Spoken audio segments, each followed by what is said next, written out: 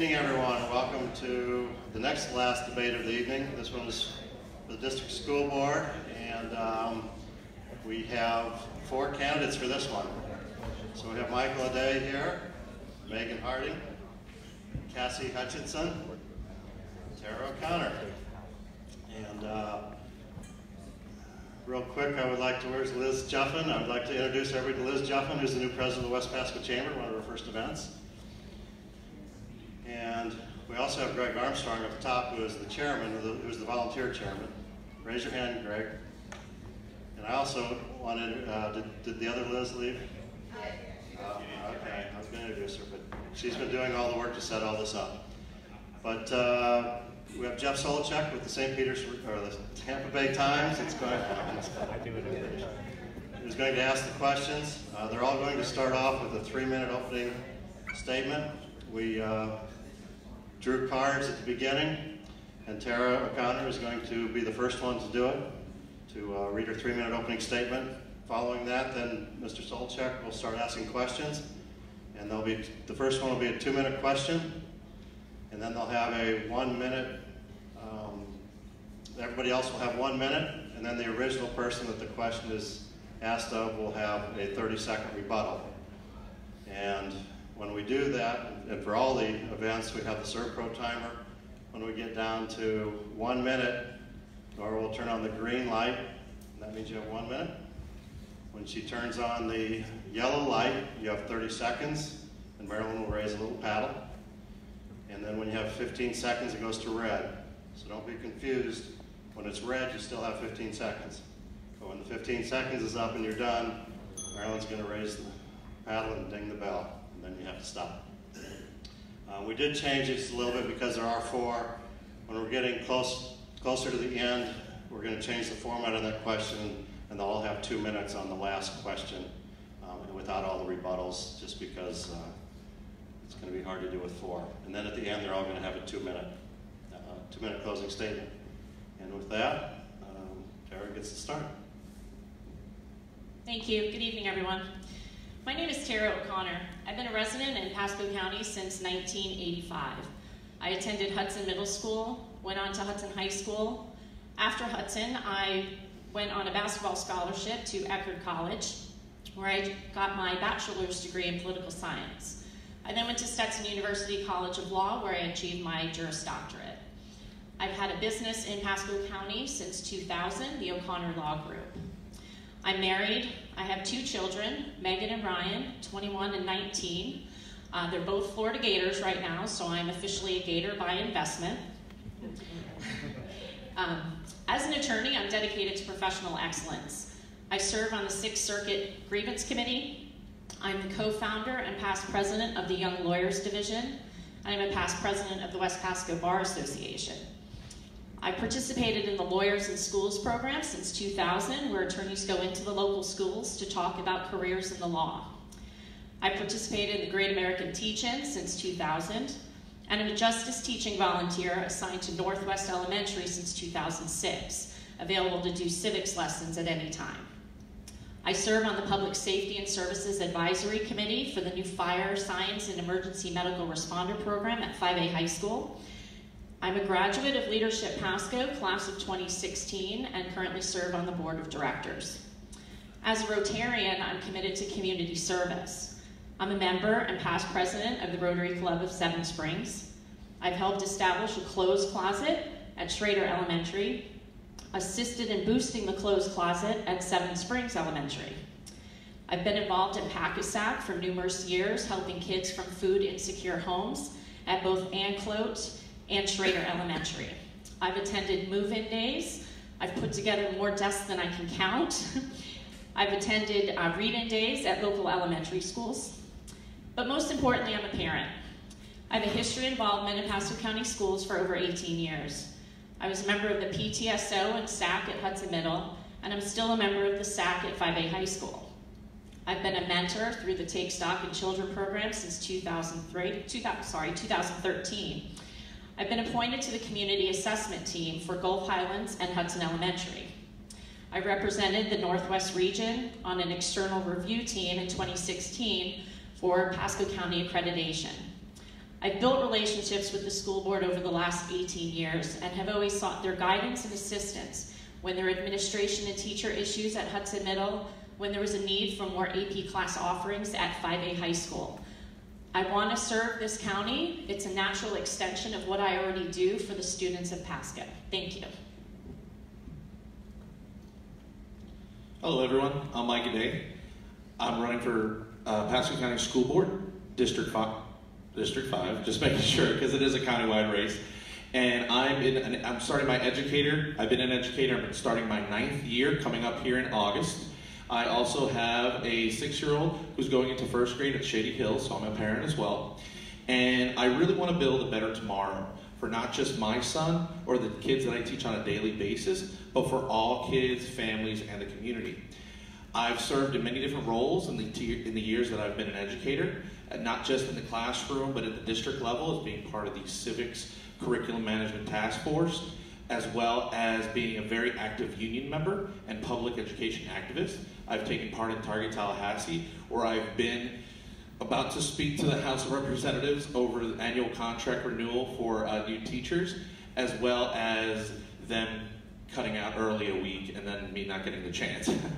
But one of the things that's really, really important to me is that public education advocacy piece. I serve on the executive board for the USEP, the United School Educators of Pasco, as well as have served the last 5 years on the negotiation team, in which that was the year that we started getting raises, not to take any credit there, because that's a hard work of our union, and I'm very, very union strong and union proud. I also, as well as doing all that, I also take part of the SAC committee, not just at my school at Hudson Middle School, but also at my son's school, Shady Hills.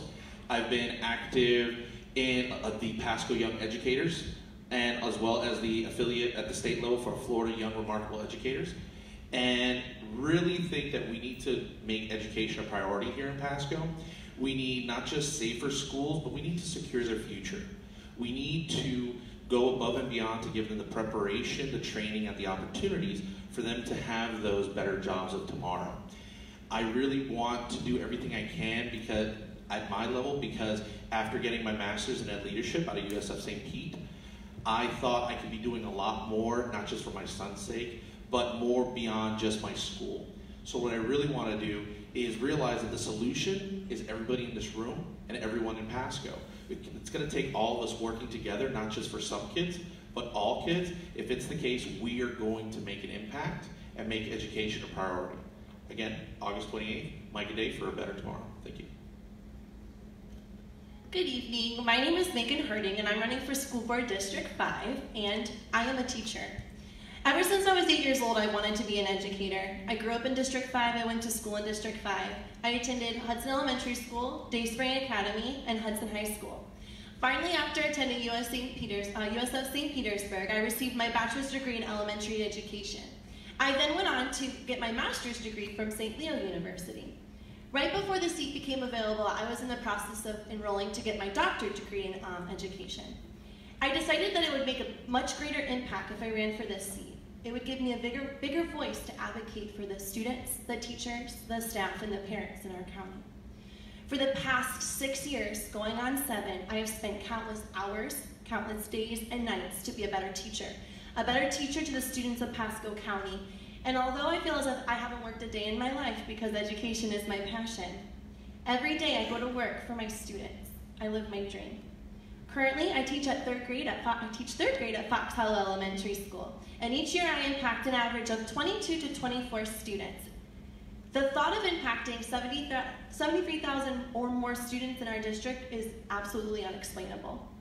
I know what goes on every day in our schools. While I do not have a law degree, I do have my master's degree in education. I am in the trenches every single day. Just this year at my school, in my grade level, we had the highest growth in our county. With high expectations set and accountability, success happened. I advocate for my students and I don't give up until they are successful. I listen to my peers and I know what they need in their classrooms in order for their students to be successful.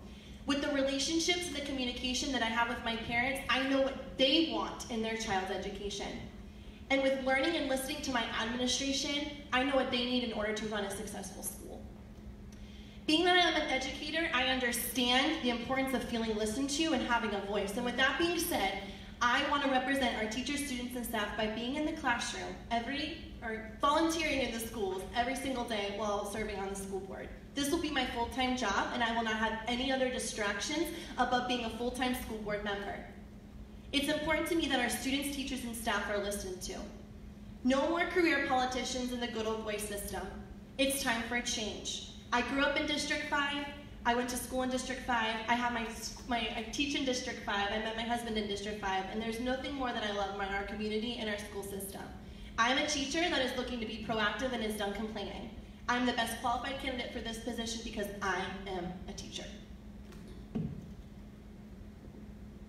Good evening, everyone. My name is Cassie Hutchinson, and I am running for Pasco County School Board District 5.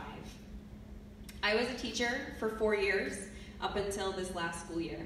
I taught in Pinellas County 3 of those years at a school with a magnet program where some of my classes were magnet student classes and some of them were traditional classes. My last year, I decided to switch to an alternative school that had both middle and high school students that had experienced behavioral issues that caused them to be removed from the traditional school setting, where they had to complete our curriculum before they were allowed to enter back into traditional school. As a teacher, I experienced what it felt like to lose my autonomy in my classroom, where my district chose a program for me to teach, didn't give me the resources to teach it, and then told me to make magic. I remember struggling to provide for my students and buying my own supplies, to have a classroom library to engage my students in reading because I was an English teacher, and trying to tell them that books were their friends. I saw what it was like when my students fell through the cracks because they didn't have access to the resources that they needed. Our school was underfunded, our school district was underfunded, and we didn't have the time or the capabilities to serve every student to the best of our abilities and to their needs. When I decided to leave teaching, that was a really difficult decision for me, but I saw that my impact was shrinking. I could impact the students in my classroom. I could impact the students in my magnet program that shared similar teachers. I could impact the students in my hallway if they saw me when I was standing outside my door before class started. Maybe other teachers in my school could listen to some of my ideas and I could have an impact on their students that I never got to teach. Maybe during teacher development, I could impact teachers at other schools. But beyond that, I was losing reach. I knew that if I wanted to make a difference for more of the students in my county, and not just in my county, but in the state and the country, I was going to have to start moving my way out of the classroom. So I started going to law school at night. I am currently a student at Stetson University College of Law in the Social Justice Advocacy concentration, and I'm expected to graduate in May of 2019, so next May. And in that role, I have seen that there are so many different avenues that we can be using that we're not, because we aren't adequately using the resources at our disposal. I want to give teachers respect, so teachers will come here to teach. I spent my last year teaching in Pinellas, even though I was living here, because I would have made less money, and I couldn't afford my home anymore. I want to give students access to the education they want and a real chance to attain success. So I'm Cassie Hutchinson for District 5. Thank you. Are you ready for questions? Ms. O'Connor, you're first, and you think you've heard them all, but you haven't yet. So. I don't think it needs to be said, but maybe we should just bring it up, that school is at its core about educating students. And so I would like you to name an educational program or service that you want to see, or if you've had a chance to influence, have promoted to improve academic outcomes for Pasco County students, and tell us why that's important. I would specifically deal with District 5. District 5 does not have any advanced program. We don't have a Cambridge program or an IB program. The students of District 5 deserve that ability. We've spread them out now throughout the other districts, and District 5 is just coming up behind. When my son was at 5A high school, he depleted every AP course there was. The suggestion from the district for him to take other classes was to commute over to Hudson High School for the classes that were not offered at 5A. Not practical to get from one school to the other in a 3-minute passing period in a safe way. So I would just say my biggest goal would be to offer some sort of advanced program to the students of District 5.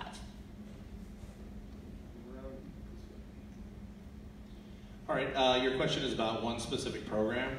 I think a huge win for the district, and only because I've seen the community in action at Hudson Middle School with not just having one of the largest food pantries, but in our parent nights, in which for our winter parent reading night, we've hosted almost the entire city of Hudson for a spaghetti dinner, because we want to build that value in the community so that they feel when the kids come into classroom and the parents are contacting the teachers as well, that there's value in education beyond just there. So one of my biggest things would probably be the community school initiative. I know that we have it on the west side of Pasco, but something that's really, really huge that I know that we need to see on the east side that's been mentioned before is those vocational schools and those trade schools. My husband owns an insurance agency, and he was told in high school that he will be nothing without college. I teach at a Title I school, and our students, college might not be their only avenue of going to school. And so giving these students the opportunity to learn a trade and to go to school and to be career ready when they graduate high school is essential. So.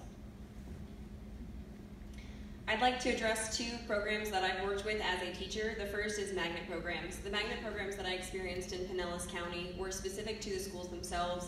They were a part of the public school education system, so they weren't like a charter school, and we had a variety. So it wasn't just Cambridge or Cake or IB. We had that. We had the first responder magnet program, which I taught in, the criminal justice magnet program, which I learned in as a student.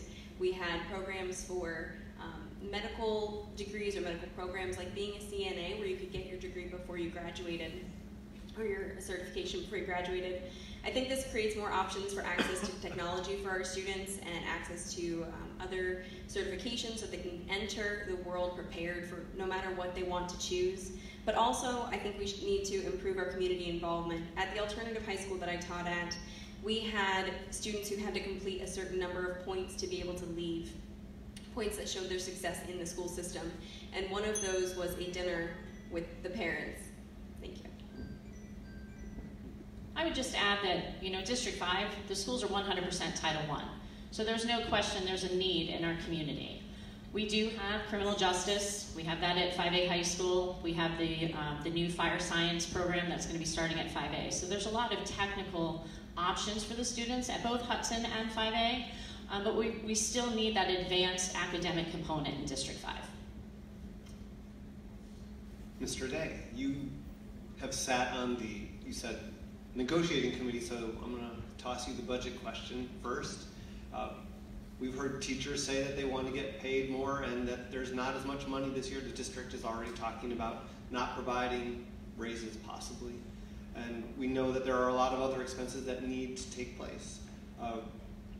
Talk a little bit about where you see either revenue coming in or cuts being made in order to keep a balanced budget and do what the district needs to get done. Well, a big part of it has to come from collaboration. We need to start fostering better relationships between all the different boards, between the school board, between the Board of County Commissioners, so that impact fees aren't waived on new construction. We also need to start thinking more proactively instead of reactive to the needs of this county when it regards to growth, but also having a plan that speaks to what we have now. Because if we continue putting out fires, that's the only thing we're ever going to do. We see that at the school site level. We see that throughout the district. One of the things in regards to the negotiations 2 years back, other than the annual contract reappointment language, we also had a huge, it was one of those years where we were going to see less than the 3% that we had seen for 3 years. I was one of 2 teachers that actually spoke at the impasse magistrate hearing in regards to where that money could be found.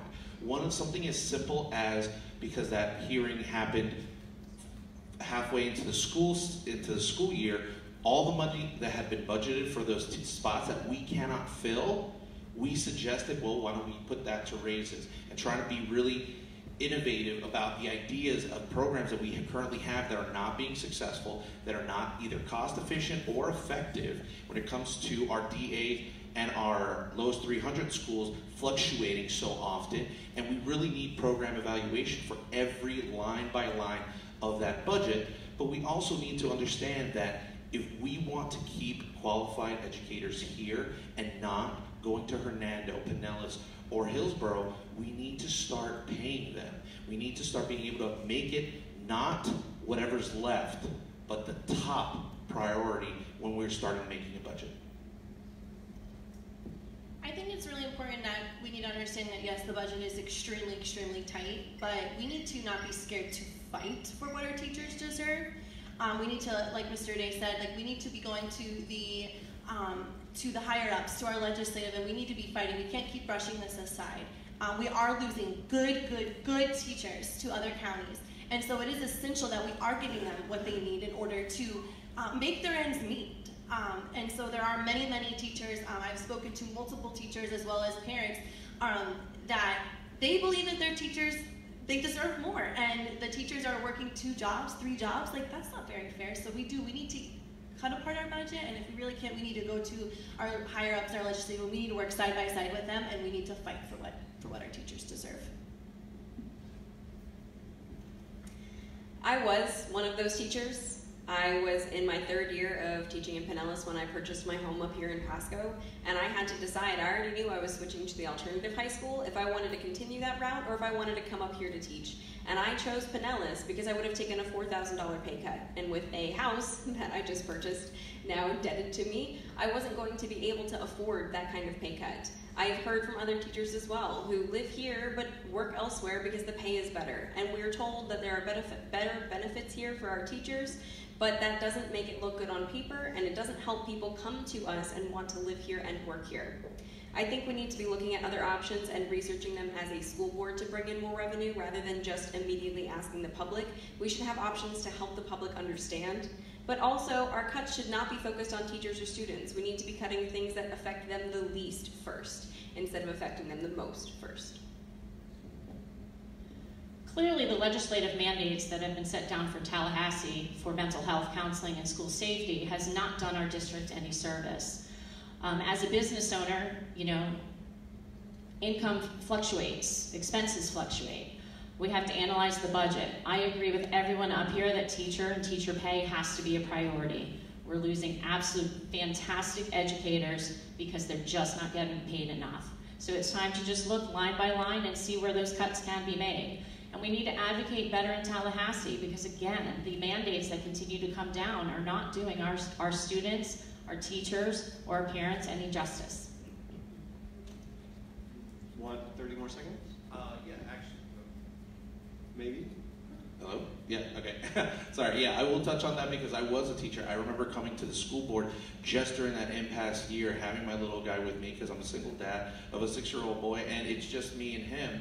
And I remember during that time period, I was having to have him with me because I didn't have a babysitter, Ubering at the time while taking a winter job over winter break to sustain. And actually, we're losing a lot of really qualified educators, but we need to realize that you cannot put a price point on a child's life or a child's success. We need to be able to have that are willing to go for those referendums and that millage increase for their sake, not just ours. Thank you. Ms. Hardinger, you get to start next. So, the school board obviously has its role and the administration has its role. How do you ensure that the school board, as a school board member, that you're doing the right thing, even if it means going against the administration, which can often control the agenda? It's important that we listen to the people. I'm not going to be somebody that is just going to hear the voice in her ear from higher ups and do what they say. We need to keep our students at the top, at the forefront. Then we need to look at our teachers, and we need to look at our staff, and we need to listen to our parents. It is essential that we're listening to what the people want. So yeah, sometimes we might have to go against what they're saying, but it's important that we're always putting our students' agenda at the forefront. So that would be my main concern, is that our students are being put at the forefront and that we're making sure that we're making the best sound decisions for them, because we don't want them to suffer. My whole life, doing the right thing has kind of been my goal, so I don't see that being much of a challenge. When I was teaching, I did what I could with what I had, but then at the same time still fought the administration on making better situations for my students, because they're the ones that I'm there for. I'm not teaching because I like the pay. I don't think anybody does. I was teaching because I wanted to impact people's lives, and I thought the people who needed the most assistance there were our children. And I don't think there should be any problem with school board members going against the administration. They're supposed to be the voice of the people. That's their job. The administration is hired. They are directing all of our schools. Our school board members are meant to be the voice of the people to keep them in check. And I think we need to be doing a better job than we have been. So I never thought that being an active parent and an advocate for my children, building relationships with the prior superintendent, the current superintendent, school board members, would suddenly equate me to being a rubber stamp. I've been accused of that all over the place. By profession, I'm an attorney. I advocate for my clients. When I'm on the school board, my clients are the students, parents, teachers, and citizens of this county. So let it be said, no one is going to dictate how I vote, who I support, who I don't support, and what my vote will be. My vote will be my vote, and that which is in the best interest of the citizens of Pasco County. One of the things you know as an educator, you realize that one of the best tactics and one of the best tools to use for students, and it works for parents and fellow staff members and colleagues, is modeling the type of behavior that you want to elicit in those people. Working with the school board, going into the schools, and actively working with the different leadership teams on the campuses, as well as the discipline committees and different committees on campus, would be able to bridge that gap and provide a little bit more responsiveness from the school sites that have the most impact on the students to the school board. I just wanted to add that, like, I'm a huge advocate for my students in my own classroom, and I am very known to go against my administration and to question things, so that would be no problem for me, because I would be the first to say, let's step back and let's evaluate that and ensure that our students are at our forefront, because they're our why. Thank you. Ms. Hutchinson, let's talk a little about school campus security. We know that there's a lot of money being spent on that. We heard Ms. O'Connor say that some of that money did no service to the schools because it's not helping in areas that otherwise need to be helped. I hope I'm saying that correctly. But we've heard students also talk about how they don't also always feel that just having a guard on campus is enough. Maybe they need 2 guards. Maybe they need more fences, some other sort of hardening mechanisms. What do you see as being need to be done for improving school security within the resources that schools have? I think that there are a lot of different options, and we need to be looking at each school individually, because so many of the schools in Pasco County are designed so differently. So each school is going to have its own unique approach, but they can all piggyback off of each other and share some of those ideas. The school that I taught at, the alternative high school, one of my students was sent to my school because he had brought a gun on campus. The school that I went to and taught at, that was a regular high school, had a shooting in 1988, and we didn't implement any changes to our one-entry system, that was not a one-entry, until after the shooting at the kindergarten, at the elementary school.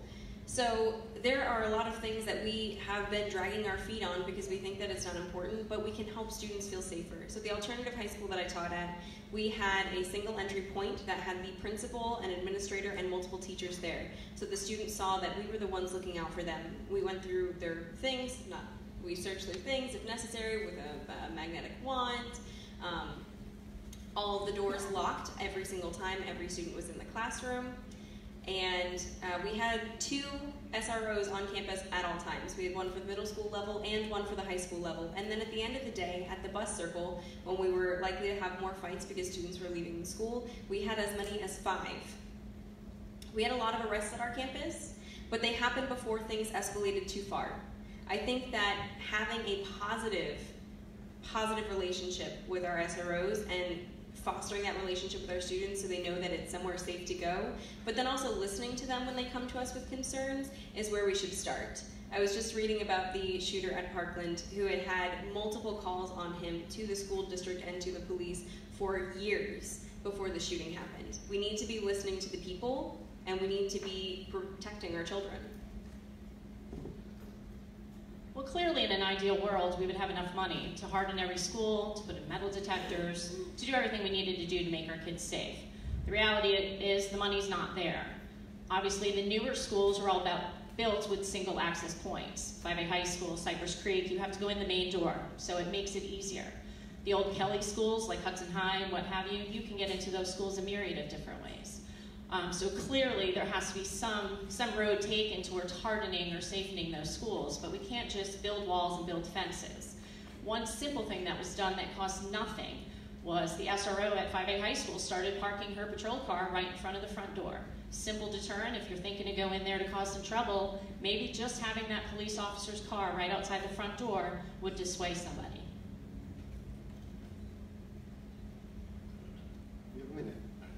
I just want to touch base on that as well, because I think a big part that we're missing here is the responsiveness and the autonomy that each school site needs to come up with its right solutions. I can tell you at Hudson Middle, we have to go outside of our doors to lock them, which doesn't make for a very safe environment for not just the teachers, but also the students. And one of the main things that the day after Parkland, we looked at, and me, myself, and some other teachers, we looked at what can we do that works at Hudson, at our school, and what can we do tomorrow that we can initiate. And one of the things that we drew up a plan, we brought it to the SAC committee because they had the money, but it was one of those things that it was a hurry up and wait on the district level of we need to find a magic bullet that solves all schools, and we need a year time frame. Whether I'm on this side of the school board table or in front of it, I would never accept as a parent, if something were to happen in my son's elementary school, that we had to wait a year before giving the schools the autonomy that they need. I would never accept that for my son.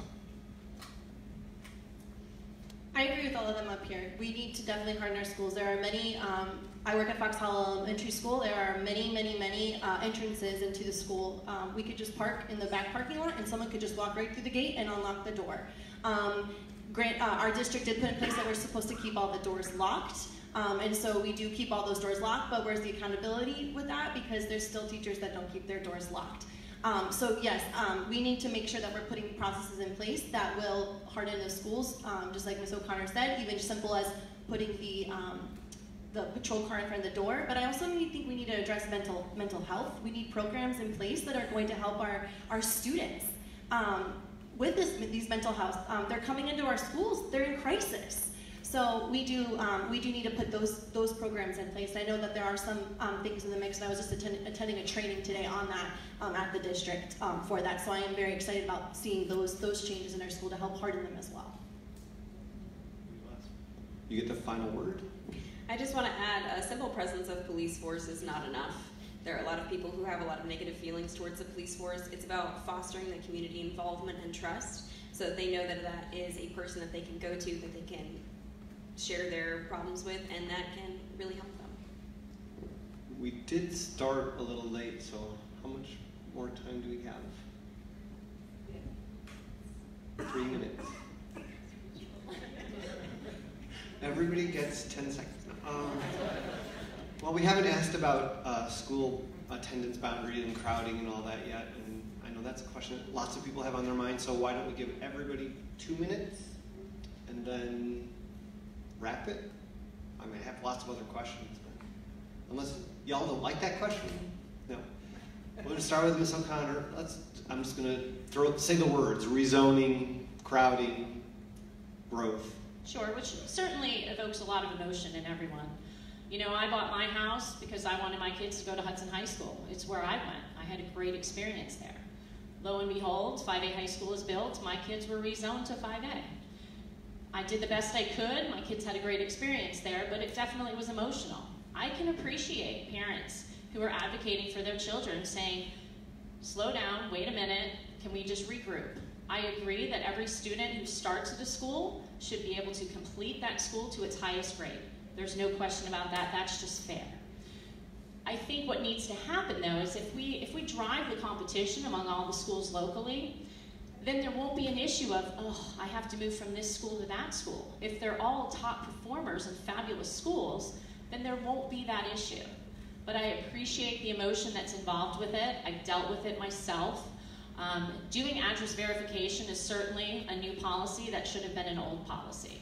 I think it should have always been an issue that everybody should have to prove where you live. In order to go to this school, you need to tell us that you live in the proper area to attend that school.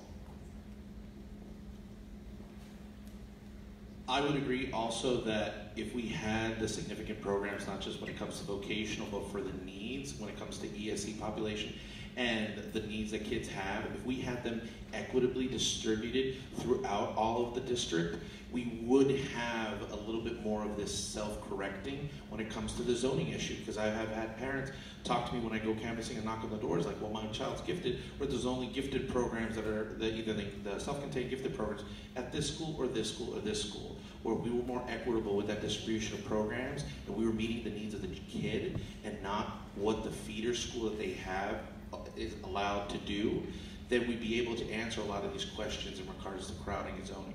But a big part of that has to be about being proactive, not reactive. I would agree with what Mr. Aday had mentioned about being proactive and not reactive. It's really important too that I'm not a parent, but I am a parent to the 19 students that I have in my classroom every year, up to 24. And so it's very important that we are listening to the parents. Their voice needs to be heard. I know a lot of times, there are many times during this rezoning that I have spoken to many parents, and they feel like they weren't even, the solutions that were brought before the board weren't even really listened to. And I know sometimes as parents we might think, oh, well, my voice was listened to, but it really was, but we really need to think about the solutions that are being brought before. That attendance issue, or, sorry, I apologize, the zoning issue with checking to see if those students are really, they're really zoned for that area. That's a really big policy that should have been enforced a while ago, and I'm really happy to see that the district is doing that. So that's just one of the main things, is that we're listening, and that we're also, there's going to be rezoning. It's going to happen. Our county is growing rapidly, and we need to work hand in hand with our county commission, and we need to work hand in hand with our local officials so that we can help maybe fix some of the problems that are occurring there, and make it run a little bit more smoothly, because again, we're all a team. Teamwork makes the dream work. You get to go last. I would like to point out that when I was teaching in my third year during the second semester, I had taken on this class because our numbers were too high. And my class had 28 students, and my class size was 25. So I sent a little email saying, just wanted to remind you, because our count is coming up, that I'm still over class size. And got told that doesn't matter because it's second semester. Having an attitude like that of just trying to shove our students into sardine cans of classrooms and hoping that they get a good education is not effective for our teachers or our students in this county or anywhere else. One thing that I noticed in Pinellas is that our magnet programs, we frequently built on to an existing school. We built on one building, and the magnet program would use those buildings as well as some of the traditional classrooms. And part of that reasoning was that the students would choice into the magnet program, apply to the magnet program, but they'd still be taking traditional classes. So it would help even out our numbers and help students have more choice into what school they wanted without having to school choice to a school that they thought was better because they were choosing a program that aligned to their own personal interests. I also went through the numbers for our population from 2017 for our schools, and every single group of schools, even if we perfectly evened out the number of students, our groupings of schools would be at 90% capacity or higher. To me, that's already too high.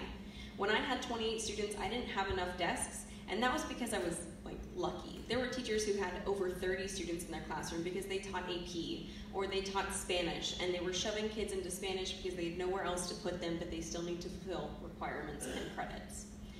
I think that we need to start planning this more than a year out, more than 2 years out, and really looking at what all of our options are and how we can engage our public and giving them enough warning so that they can prepare their children and their families for where they'll be going to school.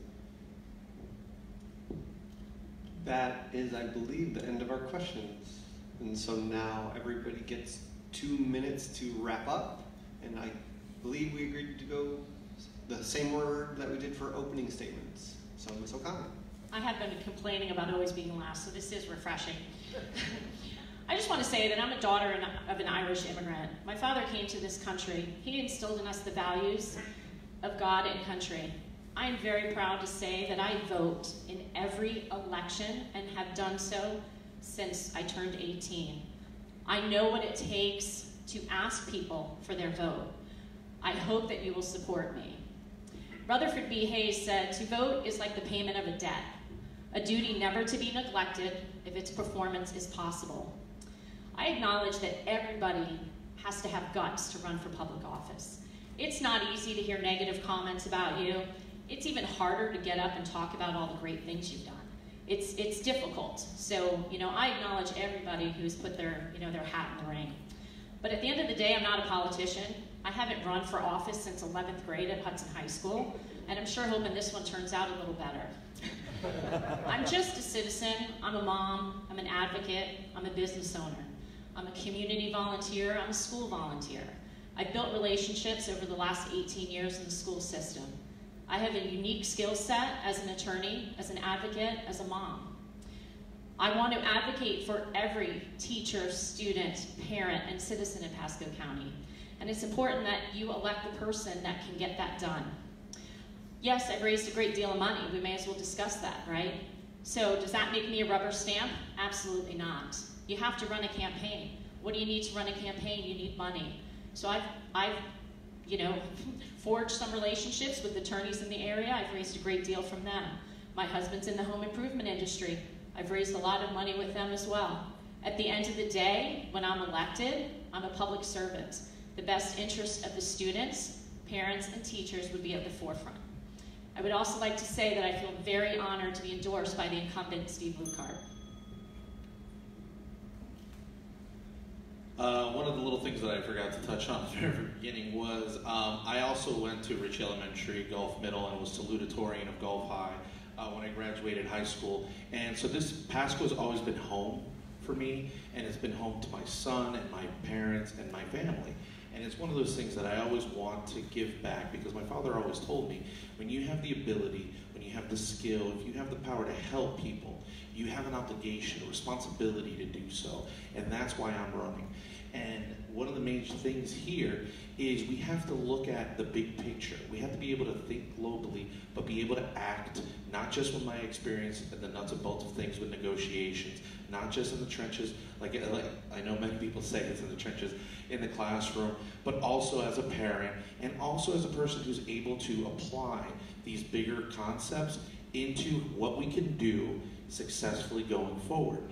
A big part of that has to come from making education a priority, and not just here in Pasco. We have to advocate for Pasco at the state level. We have to advocate at the county level when it comes to the county commission. We have to do everything we can, because at the end of the day, it's not for us. It's not for anyone at this table. It's not for anybody in this room. Every single person in this room was a kid once. And the reason you got to be as successful as you are is because someone, an adult, cared and brought the best out of you, told you that it needs to be the best person you can be and able to make a difference. They believed in you, and that's what I want to bring to this school board, and have every single person that walks through that door realize that it's Mike Aday for a better tomorrow. I could sit here and I could talk for hours about education. Anybody that knows me, you get in a room with me and I will not be quiet. Education is my entire passion. Something that I wanted to share with you is the most rewarding thing that's happened on this campaign trail. I had one of my very first students reach out to me and wrote me one of the nicest, it was like, to me, it was one of the nicest endorsements I've ever received.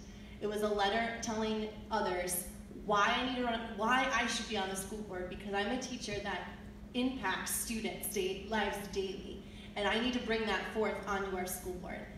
I'm a teacher, so because I'm a teacher, I'm not giving a lot of money, and I'm really good at pinching that money. This year, I think we had around $250, around that amount of lead money to spend on my classroom, which was already gone by the first day of the school year. So just because I'm a teacher doesn't mean that I don't know how to manage a budget or look beyond, looking beyond and coming up with those out-of-the-box solutions. I'm in the trenches every single day, and I know what it means to have that relationship with our students and with our teachers, and how important it is that teachers are given that voice. So it is like it was mentioned earlier, this is a county-wide race, so you're going to be able to vote for every single district that you've seen here for school board, and so I hope that on August 28th I can earn your vote. Thank you, Megan Harding.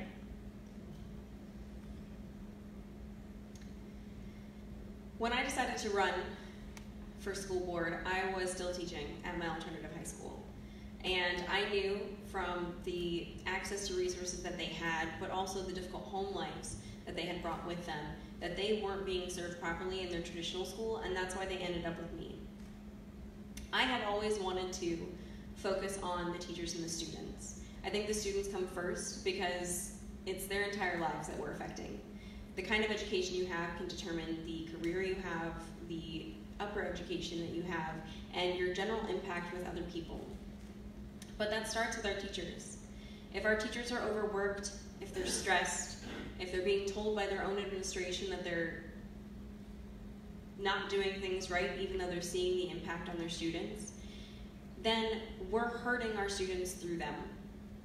And if we want to have a strong education system here in Pasco, we need to be promoting an area where students can thrive and where teachers can feel successful and appreciated.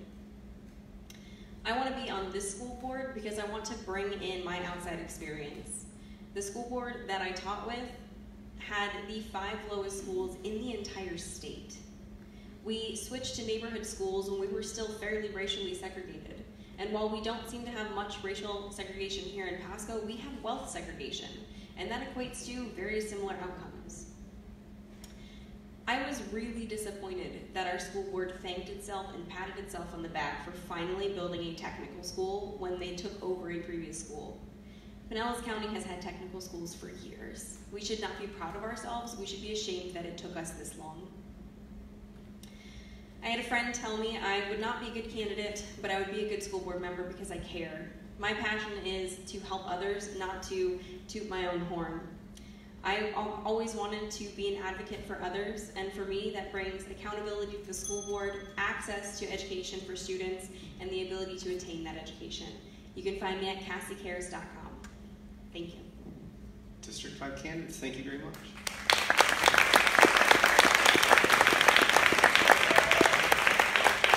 Wait, there's more. I think we have a House candidate still in the room, maybe? Yes? Are you here?